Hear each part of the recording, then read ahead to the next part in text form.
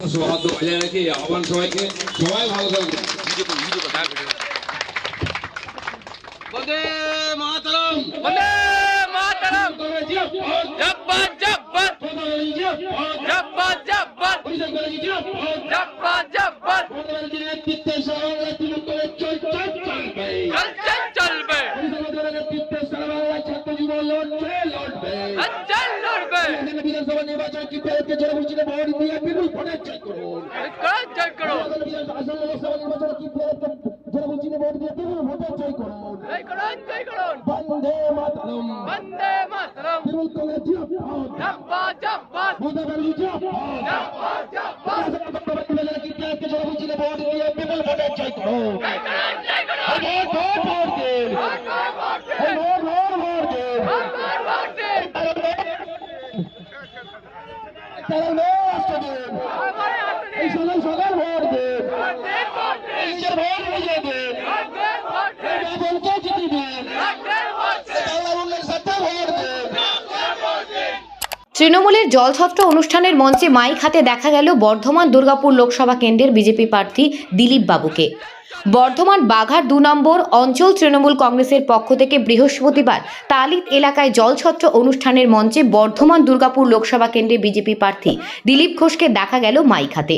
দিলীপ ঘোষের সামনে তৃণমূল কংগ্রেসের স্লোগান। এই বিষয়ে রাজ্য তৃণমূলের মুখপাত্র প্রসেনজিৎ দাস জানান, এটার সাথে কোনো রাজনৈতিক সম্পর্ক নেই। বিজেপি প্রার্থী কেন যে কোনো রাজনৈতিক দলের প্রার্থী আসতে পারে এবং তার বক্তব্যও রাখতে পারে। আজকে যারা মিথ্যে কথা বলে কেন্দ্রের কাছে পশ্চিমবাংলার আইন শৃঙ্খলা নিয়ে এবং পশ্চিমবাংলার আইন ব্যবস্থা নিয়ে প্রশ্ন তোলে, তাদের কাছে এটা একটা জ্বলন্ত উদাহরণ। তিনি আরো বলেন, তৃণমূলের জলছত্র অনুষ্ঠানে দিলীপ বাবু এসেছেন, আমরা তাকে স্বাগত জানিয়েছি। মিথ্যা কথা বলে কেন্দ্রের কাছে পশ্চিমবাংলার আইন শৃঙ্খলা নিয়ে এবং পশ্চিমবাংলার আইন ব্যবস্থা নিয়ে প্রশ্ন তোলে, তাদের কাছে এটা একটা জ্বলন্ত উদাহরণ যে পশ্চিমবাংলার আইন শৃঙ্খলা খুব ভালো। তার কারণ তৃণমূলের জলছত্র অনুষ্ঠানে দিলীপবাবু এসেছেন, আমরা তাকে স্বাগত জানিয়েছি। তিনি বক্তব্য রেখেছেন, আমরা তাকে স্বাগত জানিয়েছি।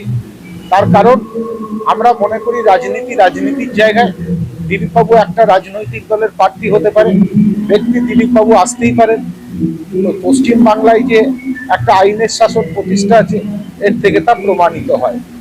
তো আমি মনে করি এরকম রাজনৈতিক সৌজন্য সমস্ত রাজনৈতিক দলের পক্ষ থেকেই দেখানো উচিত, যেটা আমাদের কর্মীরা ওখানে দেখিয়েছেন।